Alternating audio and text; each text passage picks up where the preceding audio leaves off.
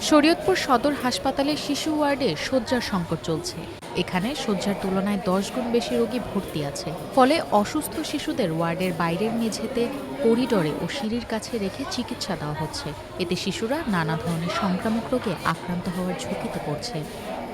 হাসপাতাল সূত্রে জানা গেছে, এখানে শিশু ওয়ার্ডের শয্যা সংখ্যা 10টি। বিপরীতে 2 এপ্রিল পর্যন্ত শিশু রোগী ভর্তি আছে 140 জন। শয্যা না পেয়ে বাধ্য হয়ে করিডোর ও সিঁড়ির পাশে অস্বাস্থ্যকর পরিবেশে শিশুদের রেখে চিকিৎসা করাতে বাধ্য হচ্ছেন অভিভাবকেরা।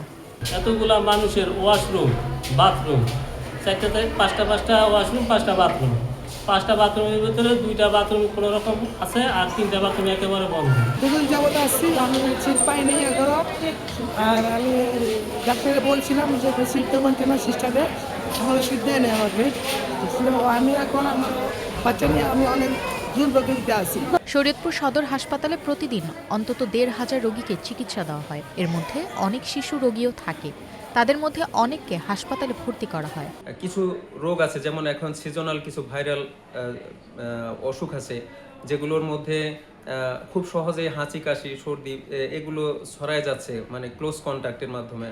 আমরা এগুলো প্রিভেন্ট করতে পারছি না, মানে কাছাকাছি থাকার কারণে।